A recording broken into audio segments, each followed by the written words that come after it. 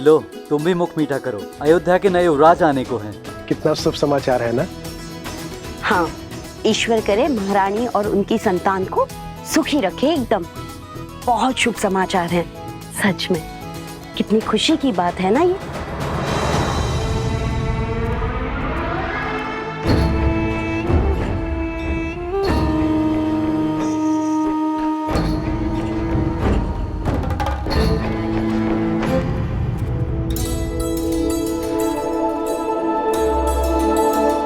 लीजिए भैया, आप भी लड्डू खाइए। हमारे राजमहल में लल्ला आने वाले हैं, प्रभु श्री राम के उत्तराधिकारी आने वाले हैं। खाओ खाओ।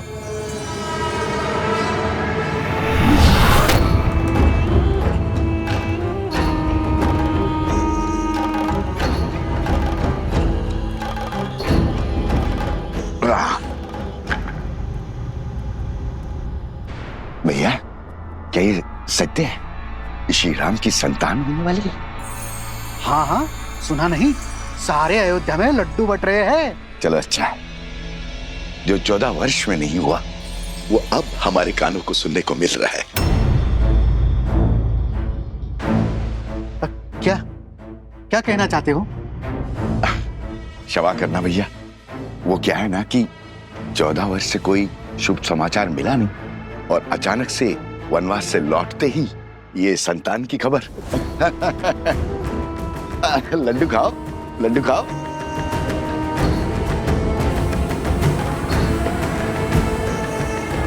किसने अयोध्या की गरिमा पर इतना बड़ा घोर लांछन लगाया है? किसने उनके गरिमा का वध किया? किसने? सामने आओ, अभी मैं उसकी जीवा काट लूंगा। मारो, मारो मुझे, मारो। क्षमा के योग्य नहीं हूं मैं। बचपन में माता मारती थी, बड़ा हुआ तो मित्र मारने लग गए। इस जीवा के कारण ये स्थिर नहीं रहती है, कहीं पे कुछ भी बोल देता हूं मैं। घोर अपराध हो गया, मुझे स्वयं को दंड देना होगा। मैं स्वयं को दंड दूंगा। दंड देना होगा, दंड देना होगा, दंड देना होगा, दंड देना होगा, दंड देना होगा। ए रुको, रुको। अरे क्या कर रहे हो?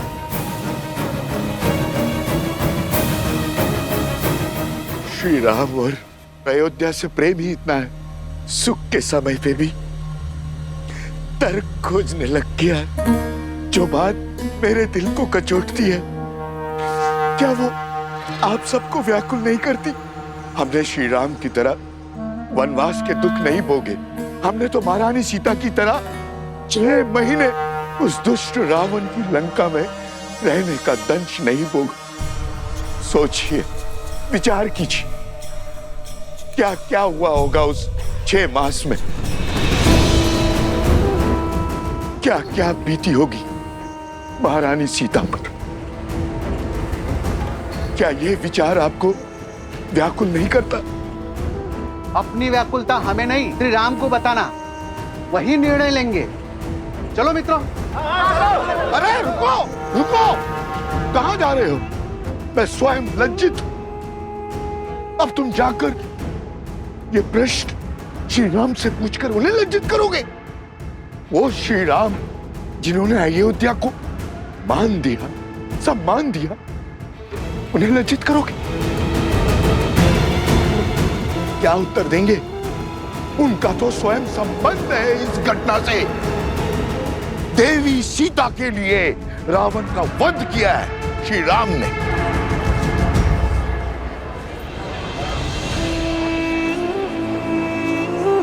हाँ, यदि शंका है तो किसी धर्मात्मा विद्वान से पूछते हैं।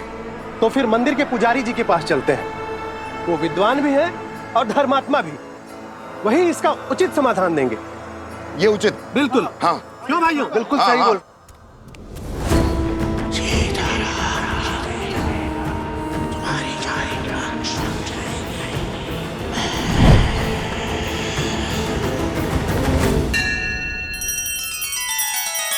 श्री रामचंद्र कृपालु भजु मन हरण भव भय दारुणम्।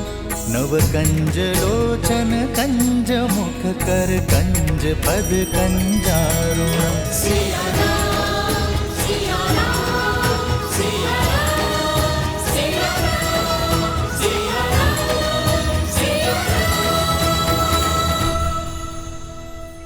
वनवास का वास्तविक अर्थ है अपने नगर से, अपने घर से, अपने सुखों से, गृहस्थ कर्म से पूर्ण संन्यास, यानी ब्रह्मचर्य।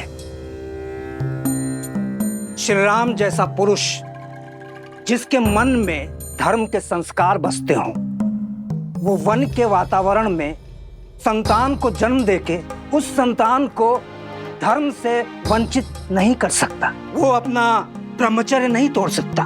इसीलिए 14 वर्षों में कोई संतान नहीं हुई। उचित कहा पुजारी जी। हमारा संदेह मिटाने के लिए धन्यवाद पुजारी जी। चलो भाइयों। रुको। वाह पुजारी जी वाह, धर्म की बात तो कर ली, अब सत्य पे आइए पुजारी जी। क्या है सत्य का आधार? विश्वास से कल्पना होती है, सत्य को प्रमाण चाहिए। बोलिए, है कोई प्रमाण?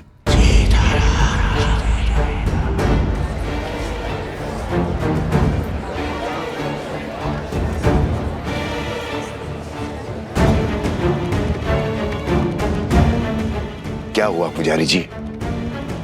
सत्य की आंधी ने विश्वास का आवरण उड़ा दिया।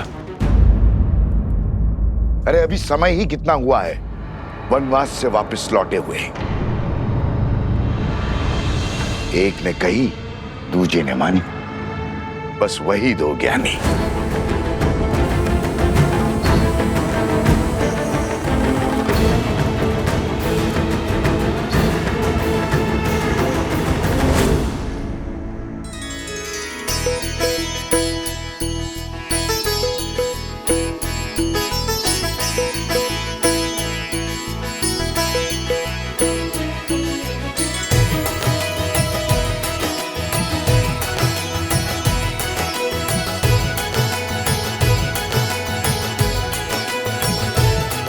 हनुमान,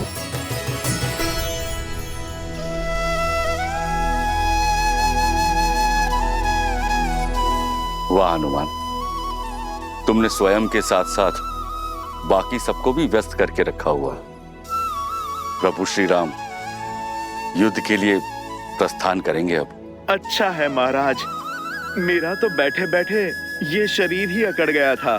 परंतु हनुमान, इस युद्ध में वानर सेना भाग नहीं ले सकती, ये स्वयं श्री राम ने कहा है। आप निश्चिंत रहिए महाराज, मेरे होते वानर वीरों की कमी खलेगी नहीं प्रभु को। हनुमान, तुम समझ नहीं रहे हो। महाराज, मैं तो सब समझ रहा हूँ। बंधन में तो वानर सेना है, प्रभु राम का ये सेवक हनुमान नहीं।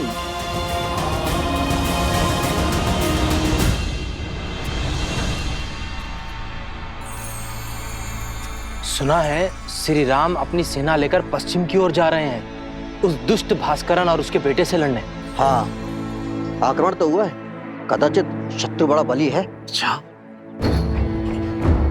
राम भास्करन से युद्ध करने जा रहा है।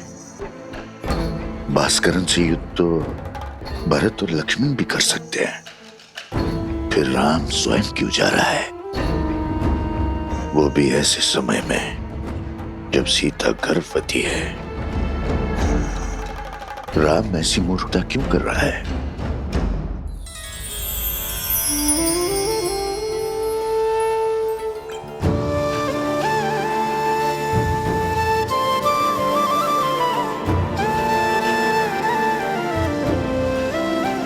बैठो सीता, देखो हमने अपने हाथों से तुम्हारे लिए भोजन बनाया है, खाओ।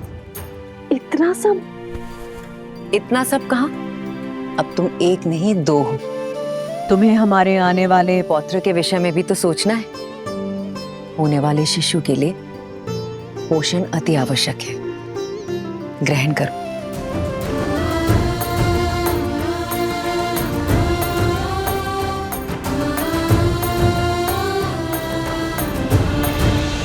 मुझे तुम्हें छोड़कर जाना होगा। रावण के मामा भास्करण ने अयोध्या पर आक्रमण कर दिया है। अपनी प्रजा की रक्षा के लिए मुझे अस्त्र उठाना होगा।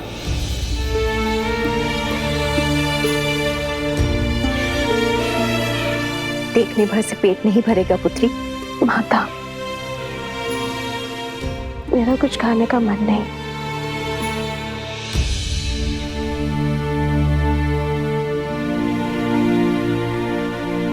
होता है, गर्भावस्था में ऐसा होता है। कभी मन करता है कि खूब सारा भोजन खा लो, और कभी व्यंजन देखते ही मन विरक्त हो उठता है। किंतु पुत्री, भोजन तो खाना ही पड़ेगा।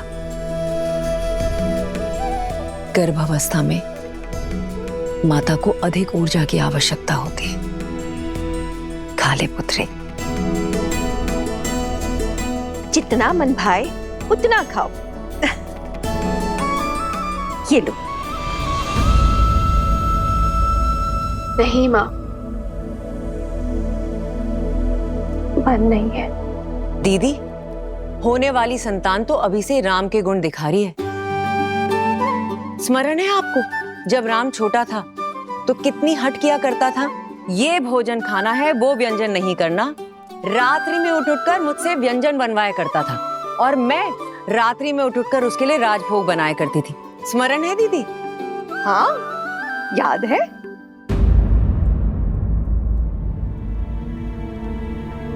क्या हुआ सीता?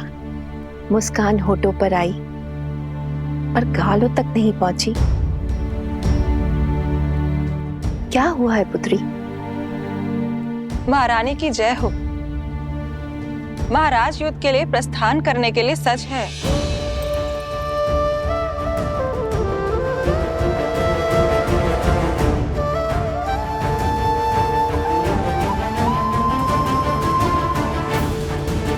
मैं समझी क्यों अनबनी हो तुम।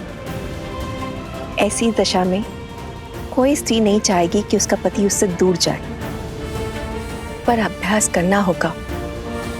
एक राजा का कर्तव्य है कि संकट में उसकी प्रजा की रक्षा करना, और एक रानी का आभूषण है उसका साहस। अब जाओ, राम को रघुकुल रानी की भांति विदा करो।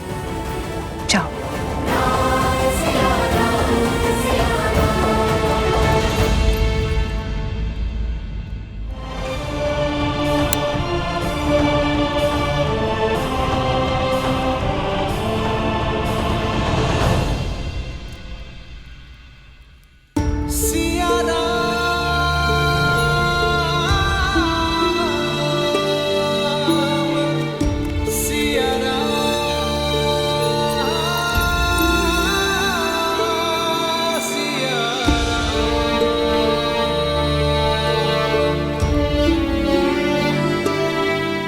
कल जिस विश्वास से मेरे विजय की घोषणा की थी,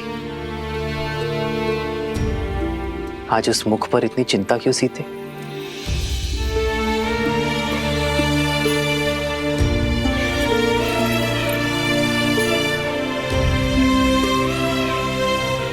चौदह वर्षों तक आपका साहस, शौर्य और क्षमता देखने के बाद ही सीता कभी चिंतित हो ही नहीं सकती यार। परंतु एक होने वाली माँ का स्वप्न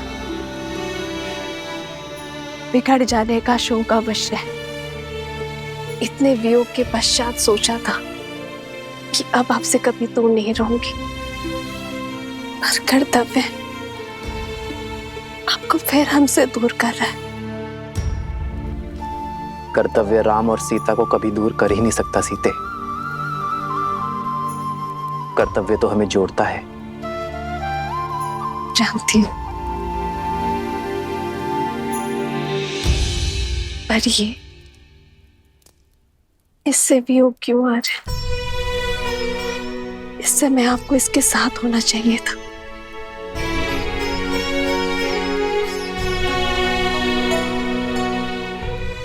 सत्य कहते हैं सब।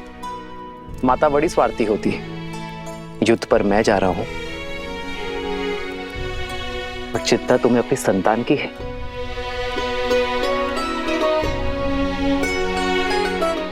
वैद्य कहते हैं सीते,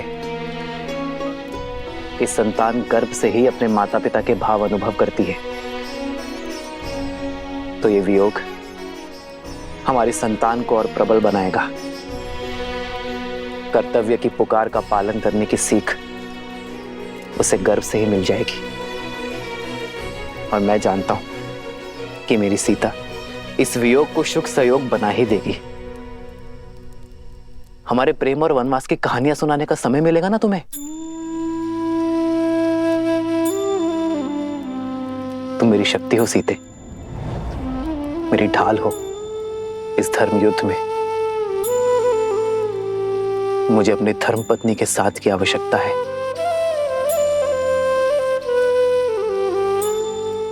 तो ये पल सदा आपके साथ रहेगा आर्य।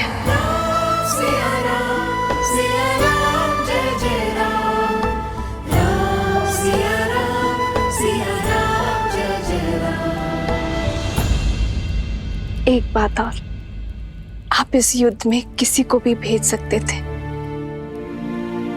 पर आपने स्वयं नेतृत्व करना चुना। कुछ कारण बड़ा ही होगा, पर मैं नहीं जानती। पर कामना करूंगी कि आप मंतव्य में सफल हो। खड़ग की धारी ये पथ मर्यादा, पर चलते जग हित रघुनंदन। मेरे लिए विजय होकर लौटना आ रहा है।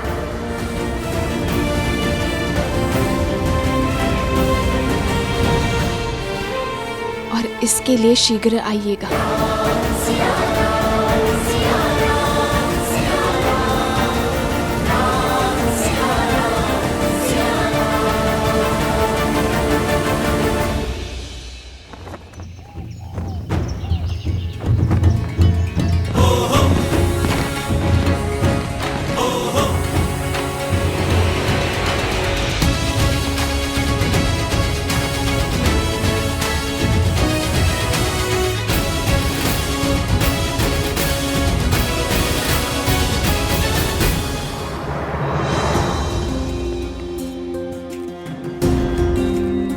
स्वस्ति राम, विजय भव लक्ष्मण।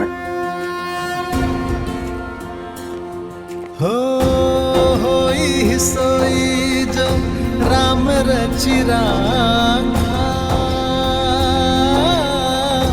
को करी तर बढ़ावे साखा। आपका तेज सूर्य सा दमके।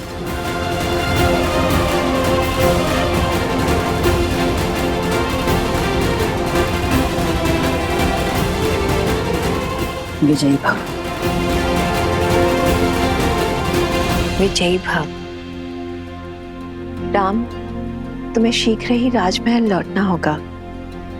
सीता के पुनः सावन संस्कार के लिए तुम्हें यहाँ होना अनिवार्य है। अवश्य मां।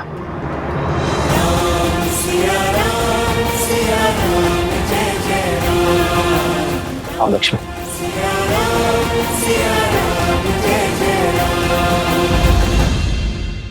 सियावर रामचंद्र की, सियावर रामचंद्र की, सियावर रामचंद्र की, सियावर रामचंद्र की, सियावर रामचंद्र की, सियावर रामचंद्र की, सियावर रामचंद्र की, सियावर रामचंद्र की, सियावर रामचंद्र की, सियावर रामचंद्र की। मेरे अयोध्या के वीरों, कर्तव्य ने पुकारा है। जब पड़ोस में अग्नि लगे तो व्यक्ति यह सोचकर नहीं बैठता कि उसका घर सुरक्षित है। वो अग्नि को बुझाता है, क्योंकि वो जानता है कि अग्नि का स्वभाव है फैलना। मुझे मेरे वीरों पर पूरा विश्वास है। भय के लिए भयंकर है, हम सब आपके रुद्र हैं।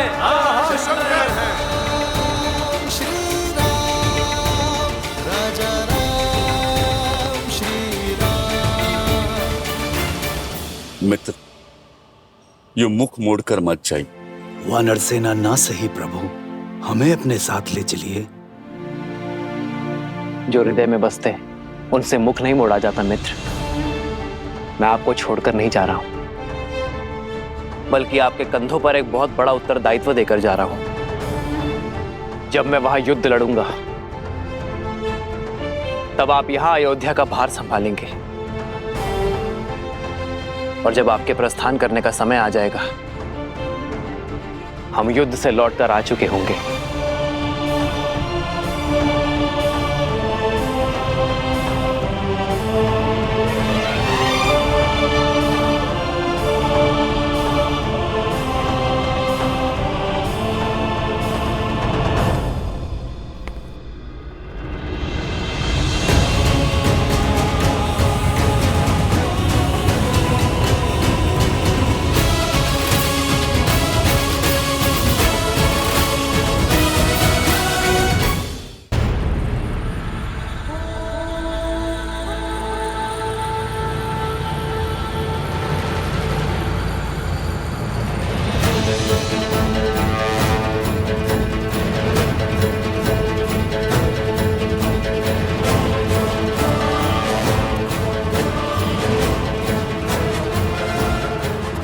क्या हुआ भैया? सैनिकों के चुनाव में मुझसे कोई भूल हुई?